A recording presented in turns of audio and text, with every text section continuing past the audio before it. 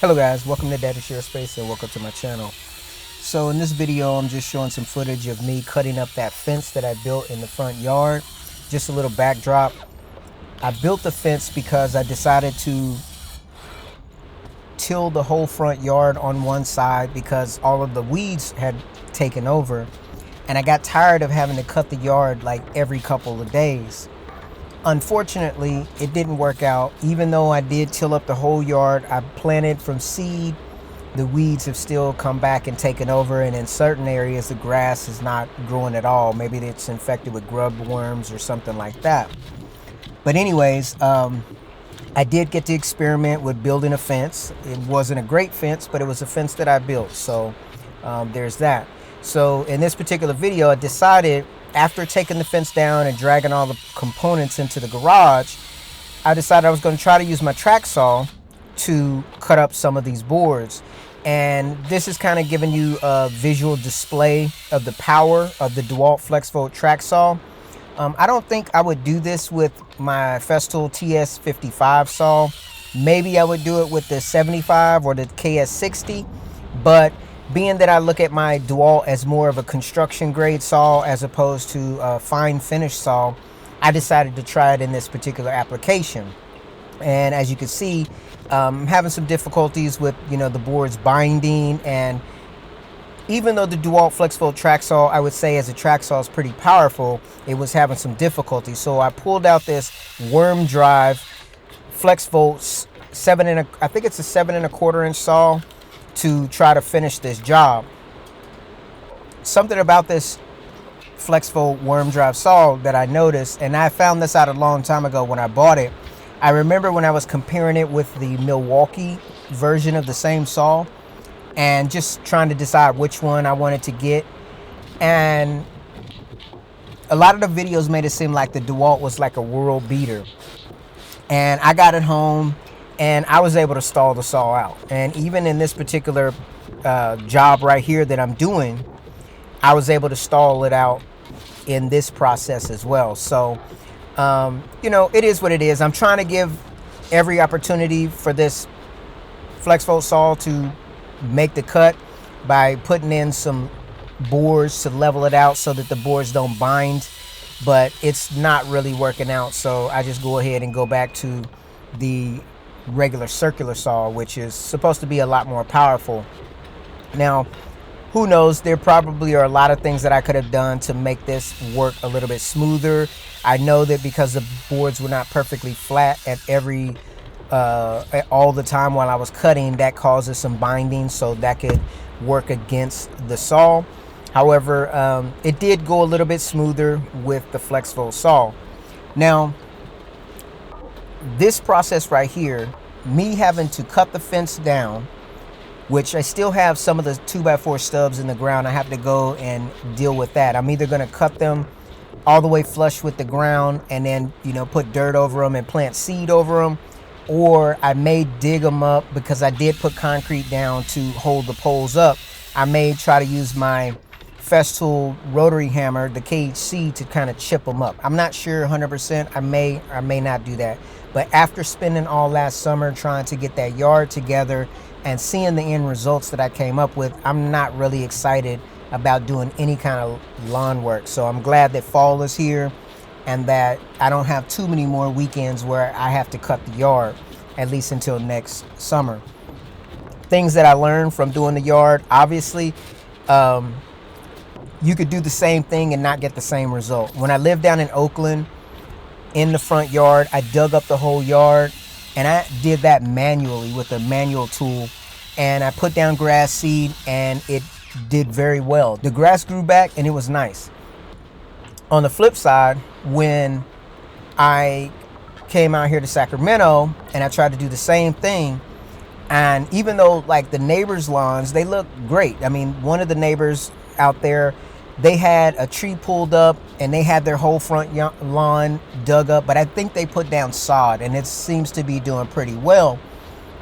I wanted to go from seed because obviously seed is cheaper than going with sod. And there have been some sections in the yard where I did go with sod and it just died. So I'm sure there's some user error issues there, but I'm not going to give up trying to get the yard right. For right now, I'm glad that it's fall and I can move on to just doing projects either in the shop or outside. Now, something I was thinking about doing, since I like to sometimes be outside to do things, and this past summer it was so hot, I did come to realize that in the garage, it seemed hotter than normal. I mean, it was hotter in Sacramento where I'm at this whole past summer, but then I also realized that the fluorescent bulbs or the LED lights that I put in the garage essentially turn the garage into like an oven. So since I don't have any kind of mini split or any kind of temperature control in the shop, it really made it unbearable. I mean, when I'm out there for any period of time, I'll just start dripping sweat. And that means that I can't really talk during the videos because all you're gonna hear is the fan if I turn on the fan, and also if I turn on the air filtration system. So that kind of doubles up the video, because then I have to go through the whole process of doing the woodworking work and then or doing whatever job I'm doing, and then after I do that job I have to go back and edit it, which could take several hours, cutting out all the dead material, or at least a lot of it, because it could be fatiguing to do that, and then having to come back and watch the video and do a voiceover. It just seems to add a lot more work to the whole process. And since I'm doing all of this alone, recording the videos, doing the work, editing the videos, and doing all of that, I found that there's a lot of things. Sometimes I'll put up a video and the sound's not great, or maybe I missed the angle, or maybe I didn't turn record on one of my particular cameras. I'm still trying to figure out what the best way and the best flow is for doing these videos. Now, some things that I realize is having one lens, well, using one camera is a lot easier, obviously, than using multiple cameras. However, I'm also learning more that, you know, lenses can be pretty expensive. My wide angle lens for my Sony camera, I think I want to say I paid about $500 or $600 for it. And then my macro lens that I bought is about $1,000.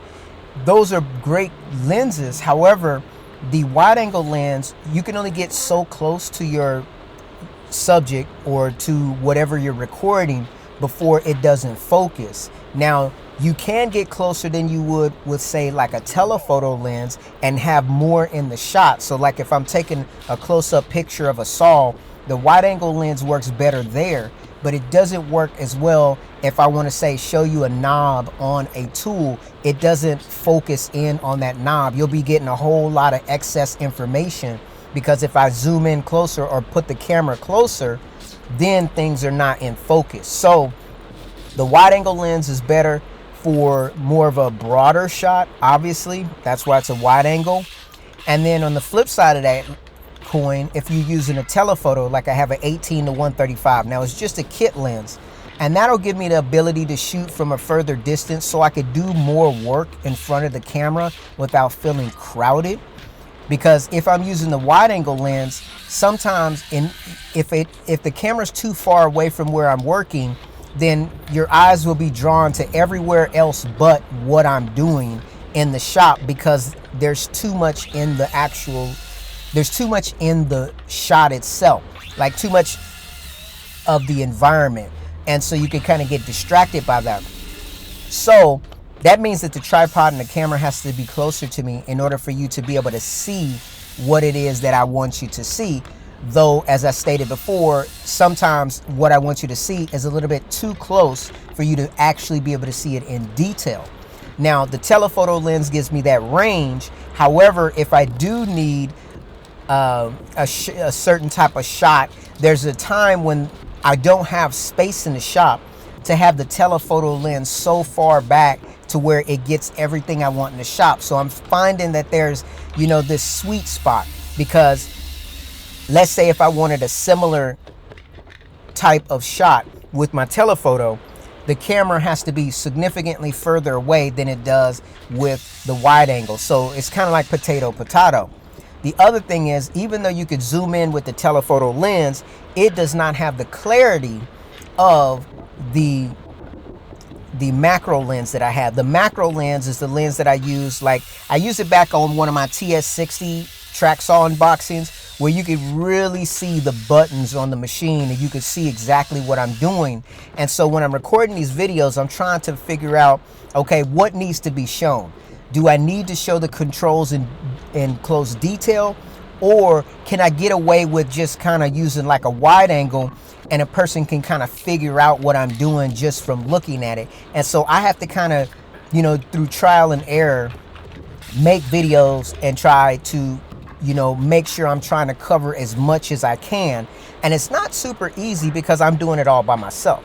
If I had help or if I was working with a team, then you can assign things to different people. But as I've mentioned many times before, you know, I'm a DIYer at heart, and I don't mean just DIYing my lawn. I like to try to understand everything that's going on around me that I have the legal ability to do.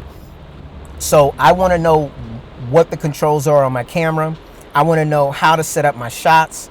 I want to know how to get whatever type of angle that I want to get or whatever shot that I want to get. I want to figure that out for myself. I don't want to pass that off to someone else. Not that, you know, I'm trying to be selfish, but more so I want to understand. So that way, if I was ever to have help, then I could understand how to evaluate help versus if someone is doing something very simple for you and you didn't know it was simple, well, you could be paying a lot of money out of pocket for something that you could just as readily do yourself. And I don't want to be caught up in a situation like that. I want to make sure that if I ever did have to pay someone to do something, then I know what I'm getting. And that's one of the things, or that's one of the benefits of being a DIY type of person. You're always looking at the underpinnings or the makeup of whatever it is, a task, a job, or, you know, a tool. You're looking at it for yourself, so you're not taking someone else's word for what is, you know, gospel, but rather you're finding out for yourself. So moving on. So the project, doing the fence build. Now, one of my commenters mentioned how, you know, I was very inefficient with my wood usage, which I agree. I didn't even know, I had never built a fence before. So I was just doing this out of my imagination. I didn't draw up any designs or anything. And 99% of my projects are like that. They're not planned. I'm just kind of feeling my way through. And at the same time, but it's not all a waste. Even though some people may look at it as a waste, it's not all a waste, because what I'm doing is I'm learning how to use my tools, and I'm also learning more about the best time to use a particular tool. You know, so when I did my video yesterday working on the table saw cart, I went and got my TS75 track saw. And even though one of my commenters mentioned that you can adjust the blade in and out to match up all your saws. So say you have let's say you have a TSC 55, a TS 60, and a TS 75, that you can adjust the blade to where all of those will line up on the proper cut line so that you can use the same reel on all the saws. I was not aware of that. I didn't see that Festool Live video, so I didn't know that. And all of my saws have their own individual rail as a result. So when I pulled the TS75 out, I pulled it out on that job because I knew that the TS75 was the saw that cut the deepest. And so I wanted to just make a huge cut in the top, but then also cut down into the 2x4 beneath it. I miscalculated because I didn't consider about cutting into the pocket hole screw that was in there, and so I got a good spark. And then as I was trying to cut, I ran into a secondary problem, and that secondary problem is the TS75 has a riving knife on it, and because of where I started in the wood, I was able to plunge down, but I couldn't get the riving knife to go through. And the track that I was using, I would have had to pull the track back a lot further in order to start further back, but then there's still a chance that the wood could have wedged around the riving knife. So instead of doing that, I just switched over and went with the TS60 saw and got through there with no problem, because the TS60 doesn't have a physical riving knife. So anyways, switching back to what I was talking about as far as the fence building, it was super useful for me to get that experience. Same thing, I built my gate for the side of the house, and It's terrible. It's falling apart. You know, some things, some comments that I got about not putting in the angular braces, they were right, you know, so I'm going to tear that down eventually and rebuild that as well. And this is one of the things that I really like about woodworking, because what I'm able to do is, even if I mess something up, right here, all of this wood is recycled, you know. After I finish this, I'm going to run this stuff through the planer, which I've already done, obviously, because this wood here that you see me cutting, this is what I made that little bench out of, that I made in the shop. Some of these boards are the boards that I sanded down and cut and used lamello fittings to glue them together in order to make that little seat top. And so having the ability to build a project, cut it up, throw away the waste. Sometimes you could even reuse the screws that you the fasteners that you use in the project, which is a lot of recycling, and that just gives me more time and more experience with my tools and with the process of building as a whole. You know, I'm doing this in a very public way, so of course I'm going to get clowned in so many different ways because of poor technique, or you know, whatever, or just generally not knowing how to use a tool, which is fine, because I'm gonna be honest with you, I would rather be in a position to be able to use the tools and do it, rather than to have all the skills in the world and not even have the tools.